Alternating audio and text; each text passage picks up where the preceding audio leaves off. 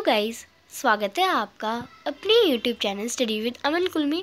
तो आज हम सैम्पल पेपर डिस्कस करेंगे इंग्लिश का, जो कि आपकी इंग्लिश लैंग्वेज एंड लिटरेचर है। क्लास 10th के बच्चों का सैम्पल पेपर है ये, एंड इसमें हम पेपर पैटर्न भी समझ लेंगे। तो चलिए स्टार्ट करते हैं। और हम रीडिंग पैसेज भी पढ़ेंगे, क्योंकि ज़्यादा बड़ा रीडिंग पैसेज नहीं होता, और क्वेश्चंस हम रीडिंग पैसेज को समझेंगे तभी करेंगे। तो बट आपको क्या करना है, पेपर में आपको करना है, पहले क्वेश्चंस पढ़ लेंगे, देन रीडिंग पैसेज पढ़ लेंगे, 2-3 मिनट में आप पढ़ लेंगे। देन आपको पता चल जाएगा ना कि आपने फिर क्वेश्चन को पढ़ेंगे, तो हाँ आपने ये लाइन इस वाले पैराग्राफ में पढ़ी थी, तो आपको आंसर जल्दी मिल जाता है। तो इस पैसेज को पढ़ते हैं। Located about 60 miles of south Baghdad in modern day Iraq, the ancient city of Babylon served for nearly 2 millennia as center of Mesopotamian civilization. One of its early rulers, Hammurabi, created a harsh system of law while in later times. The Babylonian language would be used across the Middle East of the way of communicating across border. Another great accomplishment, if the extant stories are true, is the construction of the Hanging Gardens, a wonder of ancient world, which some believe was built by biblical king नबूचदनेजार II. तो यहाँ पे 60 mile Baghdad से थोड़ा जो modern day का आज Iraq है, Baghdad कहते थे पहले, 60 मील दूर ना, मतलब एक एशियंट सिटी थी, बहुत पुरानी सिटी बेबीलोन थी, जो 2 मिलेनिया सेंटर थी मेसोपोटामियन सिविलाइजेशन से।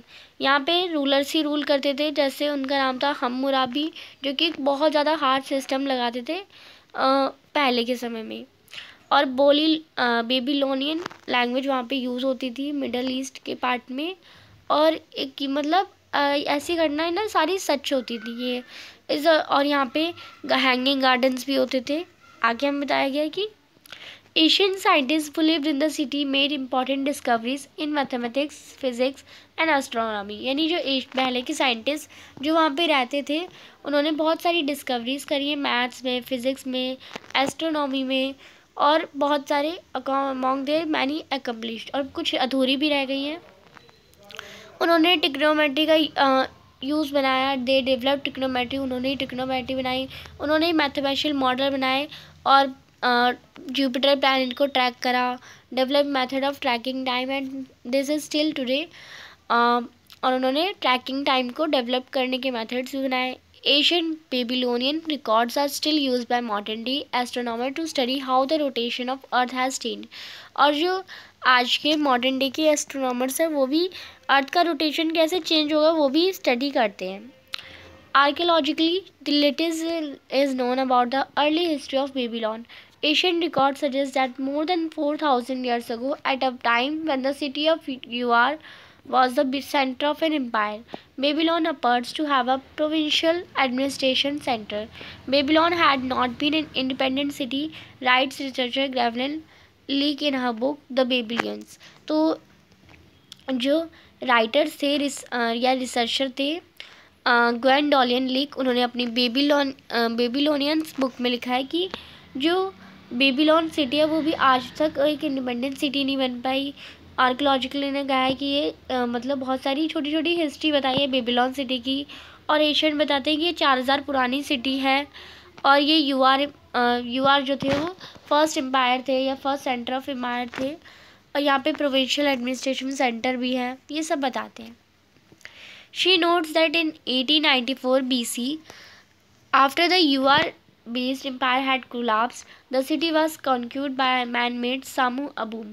यानी जब 1894 BC बाद जो Ur-based empire हट गए, कोलैप्स अलग अलग हो गए, तो समू अबूम नाम के ने इन्हें मतलब ज्वाइन करा। फिर he was a Amorite, a Semitic speaking people from the area around the modern day Syria. जो आज के दिनों में साइरिया है, वो उसके वक्त में सेमिटिक स्पीकिंग एरिया था, कोल था। He proceeded to turn Babylon into petty kingdom made up of the city and small amount of nearby territories. वो चाहते थे कि वो बेबीलोन को एक बहुत अच्छी सिटीज़ बनाए, और एक बहुत अच्छा किंगडम बनाए, और सारी आसपास की जो केंद्र शासित प्रदेश टेरिटरीज वगैरह वो सब उनसे आके जुड़ जाए।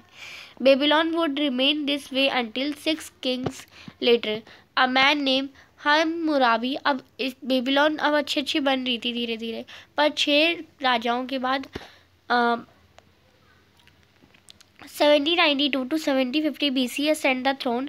He was the ruler who would go on to turn this one small kingdom into a great empire. अब ये जो हम्मुराबी थे वो चाहते थे कि वो इस छोटे से किंगडम को एक बहुत बड़ा एम्पायर, बहुत साम्राज्य बनाना चाहते थे.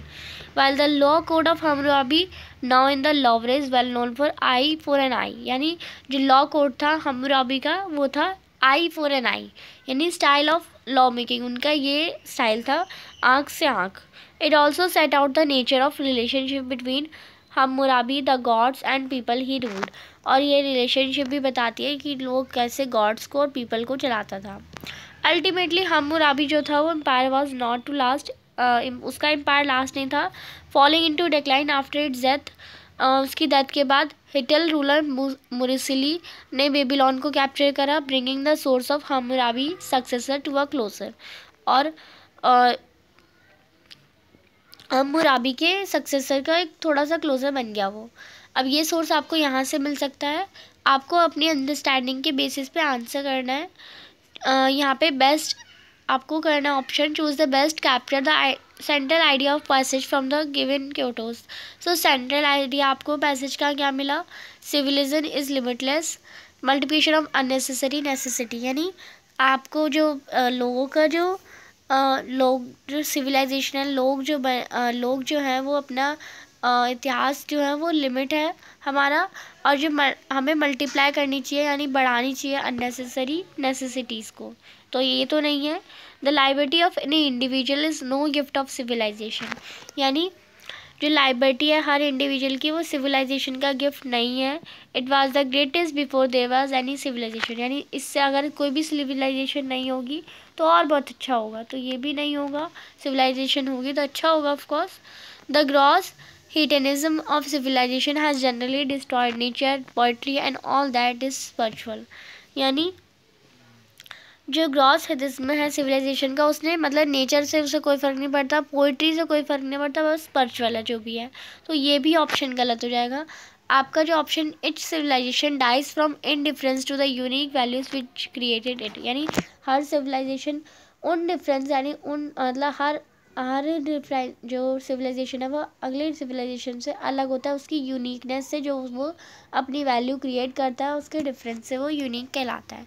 तो यस, ये डी ऑप्शन आपका करेक्ट है. नेक्स्ट आपको करेक्ट कॉरेस्पॉन्ड बताना है to following relation. He was the ruler who would go on to turn this only small kingdom into great empire. तो स्मॉल किंगडम को ग्रेट एम्पायर में change करना, यानी government assistant in performing micro scale industry into large. तो government भी ऐसी करती है, माइक्रो स्केल इंडस्ट्रीज़ को, बहुत छोटी इंडस्ट्रीज़ को लार्ज स्केल इंडस्ट्रीज में बनाना चाहती है. या फिर या some people think that it's better to eat less than the appetite, यानी ये तो गलत ही हो जाएगा, यानी आप कम खाने ना खाने से अच्छा कम ही खाओ, तो ये तो नहीं होगा. हमें बताना है कि छोटे से बड़े को करना, तो यहाँ पे हमने भी छोटे से बड़ा ही देखा. दूसरा देखते हैं the vase has very small neck and spread out a top like a bowl, तो ये भी नहीं होगा. स्मॉल नेक और बाउल की तरह फैल गया, तो ये तो कोई रिलेशन नहीं बना. The girl has a miniature garden in her house, तो एक लड़की के घर में छोटा सा मिनिएचर हाउस है, तो ये स्मॉल से बड़ा था तो कोई रिलेशन नहीं बना, तो इसमें आपका ए ऑप्शन करेक्ट है. नेक्स्ट है select the option with the reference of the following. Which of the following options present the correct order of events. Hammurabi created a harsh system of law, तो नहीं, ये तो third number पे कुछ आ जाएगा time. The collapse of Ur based empire, तो Ur based empire वो ख़त्म हो गई थी, तो यस ये पहले हो जाएगा.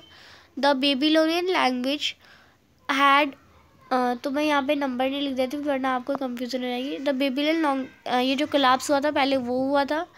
The Babylonian language would be use across middle west and communication, तो बेबीलोनियन पहले हुई थी, हम्मुराबी के पहले हुई थी. तो Babylon become a petty kingdom made up of city and small, यानी एक बेबीलोन बना जो कि बहुत ब्यूटीफुल किंगडम था, तो ये हो जाएगा. सेकंड हमारा फोर्थ है और थर्ड हमारा बेबीलोन, फिर हमारा हार्श सिटी हम्मुराबी ने लगाई, यानी नंबर हमें नंबर इस मार्किंग के अकॉर्डिंग देखने हैं. तो 3 के बाद 4, 4 के बाद हमारा 1 एंड 1 के बाद हमारा 2 है. तो इसमें आप देखिए आपका जो ऑप्शन सी है वो करेक्ट हो जाएगा। नेक्स्ट है complete the following with phrase और ईडियम फ्रॉम पैरा 6। तो पैरा 6 से आपको ईडियम बताना है। तो हमने रीज़न क्या है, someone should be harm as they harm someone else, यानी अगर कोई किसी और को हार्म कर रहा है तो उसे भी हार्म होना होगा, यानी आई फॉर आई, यानी आँख से आँख। यानी आप कहते हैं ना उसने गलती करी है तो यानी वो बुरा बोल रहा है तो मैं भी जो बुरा बोलने वाला होता है हम वही बुरा होता है, कुछ इस टाइप में एक कहावत या मुहावरा बनता है। The writer use contrasting words, जो राइटर है उसने कंट्रास्टिंग वर्ड्स यूज़ करे हैं लाइन में। Asian Babylonian records are still used by modern day astronomers to study how the rotation of the earth has changed। आपको पैराग्राफ 3 में से बताना है कोई डिफरेंस बिटवीन एशियंट और मॉडर्न। तो एशियंट और मॉडर्न में एशियंट जो होता है वो लिव्ड या एग्जिस्टिंग, जो एशियंट यानी पुराना यानी वो एग्जिस्ट हो चुका है बहुत लंबे सालों से, पर मॉडर्न का मतलब होता है प्रेजेंट या रीसेंट टाइम। फिर है 6 based on your reading of the text list two reason why. अब आप कहेंगे ऐसे क्वेश्चन तो आते नहीं, तो ऐसे ही क्वेश्चन आएंगे। अब ऐसा नहीं होगा कि आपको पैराग्राफ से छाट के आंसर लिखने होंगे, अब आपको एकदम अच्छे से आंसर बनाना भी आना चाहिए। तो जब तक आप पैराग्राफ नहीं पढ़ेंगे तो आपको आंसर नहीं कर पाएंगे। बेस्ड ऑन योर रीडिंग आपको 2 रीज़न बताने हैं कि राइटर ने ऐसा क्यों किया। एशियंट साइंटिस्ट वो live in the city made important discoveries. तो उन्होंने इसलिए कहा क्योंकि एशियन साइंटिस्ट ने, मैंने आपको बताया था, ट्रिग्नोमेट्री बनाई, उन्होंने मैथमेटिकल मॉडल बनाए और उन्होंने ट्रैकिंग टाइम भी उन्होंने डेवलप करा था। तो आप ये लिख सकते हैं, यहाँ पे आंसर भी नीचे लिखे हैं तो आप इन्हें भी पढ़ सकते हैं, मैं आपको साथ साथ बधाई दे रही हूँ। राइटर ने कहा था Babylon would remain stage way until 6 kings later a man name, यानी बेबीलोन तो था पर उससे 6 किंग्स पहले एक नेम था हम्मुराबी, जो कि जिसने राजतंत्र किया था। आपको बताना है change of Babylon after the throne was ascended, यानी हम्मुराबी का कब्जा करने से पहले चेंजेस क्या थे बेबीलोन में। तो he transfer small kingdom into, तो हम्मुराबी ने क्या करा था, स्मॉल किंगडम को ग्रेट एम्पायर में बढ़ाना चाहता था। तो yes he was a ruthless leader, तो ये तो हमें नहीं बताया गया। He transferred a great empire to, तो वो बड़े को छोटे में तो नहीं करना चाहता, तो ये भी नहीं होगा। वो एक फाइटर था, तो नहीं, हमें ये तीनों रीज़न नहीं बोले गए, हमें फर्स्ट बोला गया, हम फर्स्ट करेंगे। 8th है राइटर से Sumu Abum process to turn Babylon into a petty kingdom. तो समू अबूम चाहते थे कि वो बेबीलोन को एक बहुत सुंदर किंगडम में कर देंगे। Select the reason why the writer said so. तो आपको बताना है राइटर ने इसे इसलिए क्यों कहा, क्योंकि सामू अबूम जो थे वो एक बेबीलोन सिटी थे, उन्होंने बेबीलोन सिटी बनाई थी, ऐसा तो नहीं बताया। Sumu Abum turn Babylon city of vapour country, तो ये भी नहीं करना चाहते थे। जो सामू अबूम थे वो एक वीक रूलर थे, तभी वो मतलब ये उनका इतना शासन नहीं था, इसलिए वो अपने छोटे से राज्य को अच्छा सा किंगडम वो बनाना चाहते थे। तो इसमें आपका सी ऑप्शन करेक्ट है। 9th क्वेश्चन है, आपको एक पॉइंट बताना है इस स्टेटमेंट को जस्टिफाई करने के लिए। One of its early ruler Hammurabi create a hard system of law, यानी जो लॉ कोड है हम्मुराबी का, नॉ इन द लेवल, जो कि I for an I law है, वो एक स्टाइल है लॉ मेकिंग का, वो उनका एक स्टाइल है लॉ मेकिंग का, relationship between Hammurabi and God. Next 10th question है, choose the option that correctly state the two meaning of close as used in the passage. तो क्लोज का हमारा एक वर्ड यूज़ हुआ है इमिनेंट, तो एक वर्ड है, मैं प्रोनाउंस गलत कर रही हूँ तो आप एक बार देख लीजिएगा इसे। एंड अप्रोच, यानी किसी को बुलाना है, अप्रोच अपने पास बुलाना। तो इसमें आपका 2nd एंड 3rd, आपको अगर क्लोज का नहीं पता था इमिनेंट, तो आप अपने सेंटेंस में भी यूज़ कर सकते हैं कभी अपने क्रिएटिव राइटिंग में।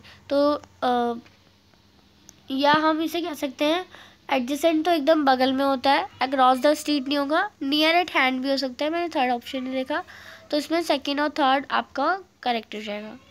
नेक्स्ट है 2nd पैसेज है, जो कि ज़्यादा बड़ा नहीं है, हमें इसे भी पढ़ लेना है, 2 मिनट में पढ़ लेते हैं।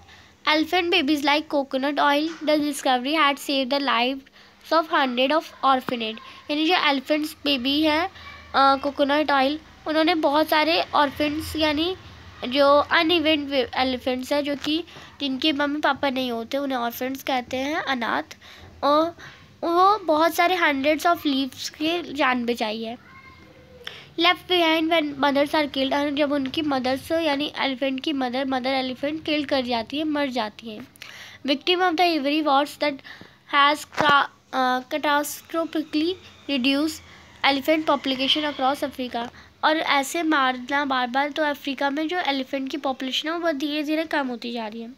इस डिस्कवरी ने बताया कि 2 decades of efforts by the री ओन्ड कंजर्वेशन डेफिन शेल्ड्रिक, यानी दो डिस्कवरी देखने के बाद 10-20 साल यानी 2 decades यानी 20 साल के एफर्ट से जो डेफिन शेल्ड्रिक है जो कि 83 एज में मरे, उन्होंने she devoted most of her life risking young elephant, यानी उन्होंने अपनी पूरी लाइफ, आधी लाइफ जो है अपनी एलिफेंट्स को बचाने में लगा दी, and releasing them back into the world, यानी उन्हें वापस जंगल भेजने के लिए उन्होंने बहुत ज़्यादा स्ट्रगल करी। When she first made attempts to keep the orphan babies alive, यानी जब उन्होंने फर्स्ट टाइम ये अटैम्प्ट करा कि वो अनाथ बच्चे हैं, अनाथ बेबी एलिफेंट्स हैं, उन्हें अकेले यानी खुला छोड़ दे। Own at 1 or 2 years old with other milk source they remain malnourished and faded into death, यानी वो malnourished होते हैं, वो 2-3 साल के ही होते हैं और उन्हें मिल्क सोर्स भी नहीं मिलता है। It was only after trying every combination she could find that she hit one baby milk formula from Europe which contained coconut oil seems to work, and she and the elephant never looked back. And now more than 230 elephants in Kenya and many other in Asia, other parts of Africa are alive mostly in the wild thanks to her hand rearing. अब यहाँ पे 4th paragraph दे रखा है, her work यानी उसका जो work था, her work grew from care of यानी उसका जो वर्क था वो ऑर्फन एलिफेंट्स, जो कि उसके हस्बैंड ने डेविड शेड्रिक चीफ, जो कि तासवो नेशनल पार्क में उन्होंने 1960 में एक एलिफेंट को पाया था। By the time century was well establish, यानी लेट 70s यानी 1790 का टाइम था, 1719 यानी लेट 70s को ऐसे बोलते हैं, 70s 80s का टाइम था। Each elephant has own stall, यानी हर एलिफेंट का अपना स्टॉल था। Otherwise they could disturb on another, यानी इसलिए वो एक दूसरे को डिस्टर्ब नहीं करते थे। Was bottle fed every 3 hours and give blanket, raincoat and sunscreen as needed. A keeper slept with each animal under a year old, alternatively lets the baby grow into of dependent. Often the elephant arrived trauma-stricken, having experienced the lethal violence and cruelty of poaching. It was crucial, in her view, to recognize their grief, help them to overcome it. They are emotionally human animals. She told journalist, यानी वो कहती है कि ये emotionally हमारी तरह human animals ही है जो एलिफेंट्स हैं। You have to think in the human terms, how does a child feel when it lost in whole family and is suddenly in the hands of enemy. यानी आप ही सोचिए, अगर आपका एक कोई बच्चा है और वो अपनी पूरी फैमिली खो देगा कभी, और उन्हें दुश्मनों के हाथों में भेज दिया जाए। दुश्मन कौन है? जो चिड़ियाघर वगैरह जहाँ पे एनिमल्स को पकड़ के रख देते हैं, तो आपको कैसा लगेगा? ऐसे एलिफेंट्स को लगता है। थॉट आउट her life Sheldrick champion the ability of elephant to communicate and their capacity for feeling. तो इसी के चक्कर में जो शेल्ड्रिक हैं वो उन्होंने पूरी लाइफ अपनी एलिफेंट से बात करने में, कम्युनिकेट करने में और उनकी फीलिंग को समझने में लगा दी। When she recounted a female ranch the tusk for a newly killed bull elephant and throw them into the jungle before the eye of poachers। यानी अगर उन्होंने कोई भी देखती है कि एक नया अगर कोई मम्मी एलिफेंट मर जाती है तो वो बेबी एलिफेंट को जंगल में छोड़ देती है और एनिमीज की आंखों से बचाती है। तो आपको अंडरस्टैंडिंग हो गई होगी इसकी। आपको कुछ क्वेश्चन के आंसर करने हैं पैराग्राफ 4 के बेसिस पे। Etch elephant has its own stall, her elephants के ओन स्टॉल है। आपको इसका रीज़न बताना है, इसका मतलब क्या है? यानी हर एलिफेंट का ओन स्टॉल है, यानी otherwise they would disturb one another, यानी सबका अपना अपना घर है वरना वो एक दूसरे को डिस्टर्ब नहीं कर रहे होते।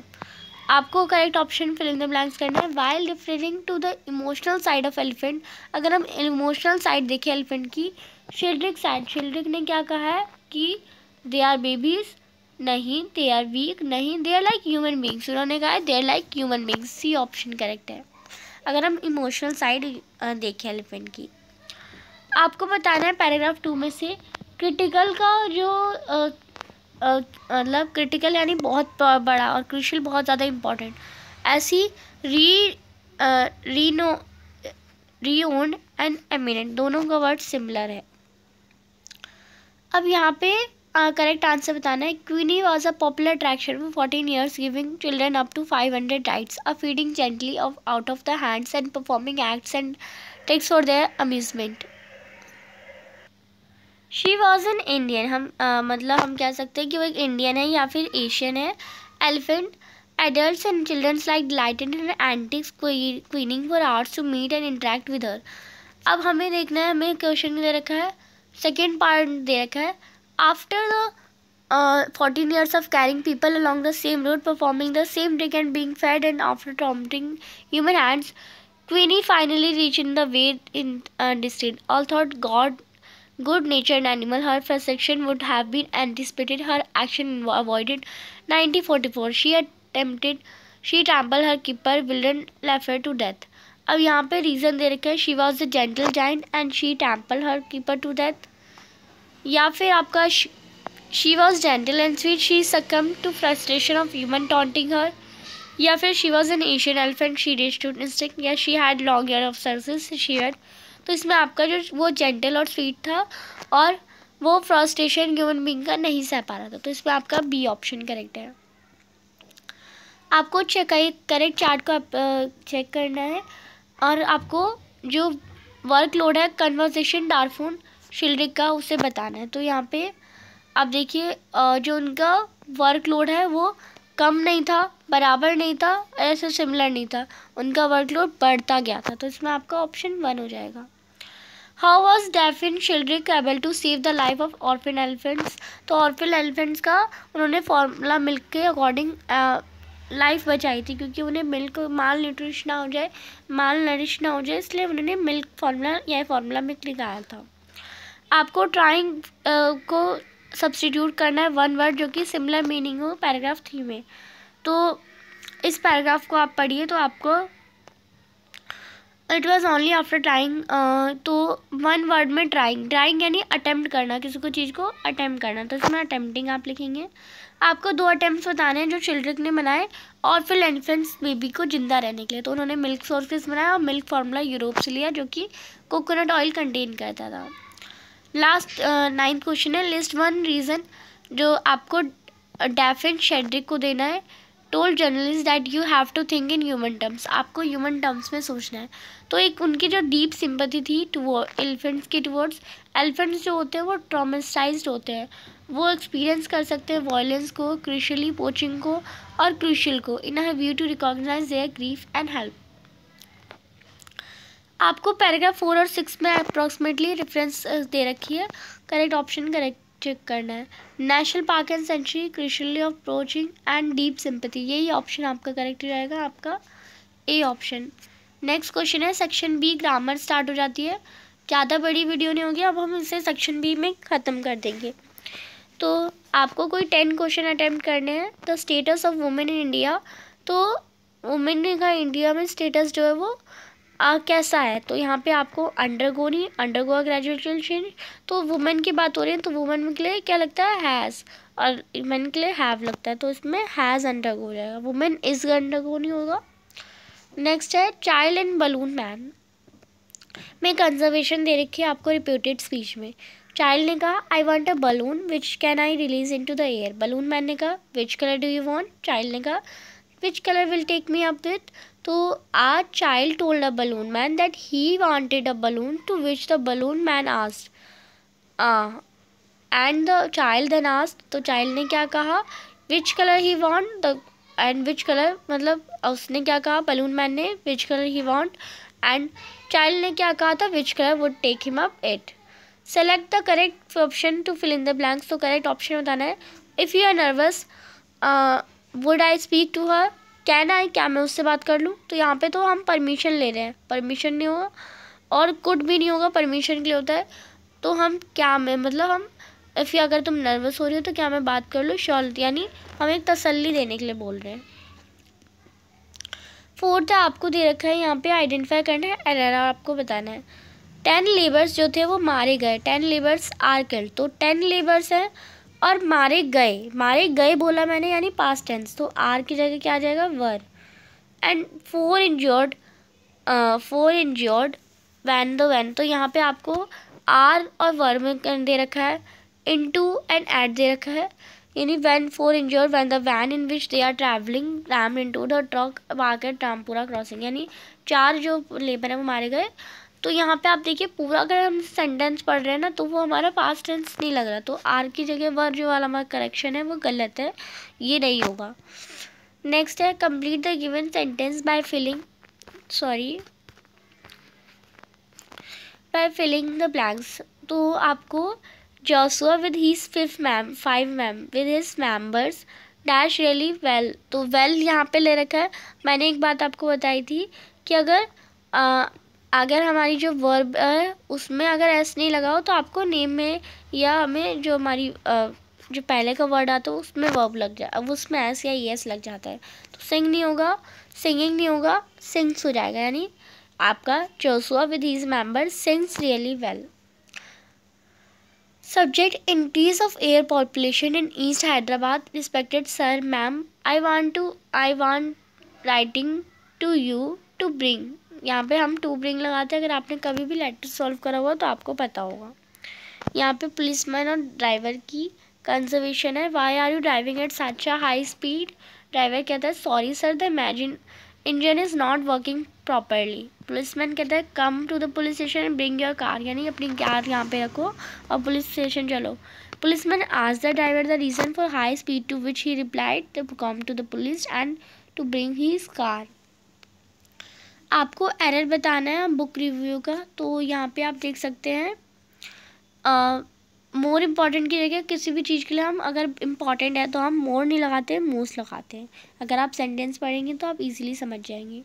Sushila shared some information with Uma about visit to a zoo. आपको उमा का क्वेश्चन बताना है, did you see the royal Bengal tiger, यानी Uma asked Sushila whether she saw the royal Bengal tiger. 10th है you dash disturb him working his work, यानी तुम ज़रूर उसे मतलब उसका डिस्टर्ब कर रही होगी उसके काम में, यानी यू मस्ट, या फिर तुम डिस्टर्ब नहीं कर रही हो, यू नॉट है ना सब में लगा तो नॉट होगा, यू मस्ट नॉट, यानी तुम्हें बिल्कुल नहीं करना चाहिए उसे डिस्टर्ब उसके काम में। 9th क्वेश्चन है मदर और सन के बीच में कंजर्वेशन है, आपको करेक्ट ऑप्शन करेक्ट करना है। What career do you want to choose in life? I want to become a doctor and serve my fellow beings. तो मदर ने क्या कहा, मदर ने पूछा, मदर आज her son what career he want to choose in life, तो ये line तो करेक्ट है। To which the son replied then he wanted to become a doctor and serve his fellow beings, तो इसमें यही ऑप्शन करेक्ट है।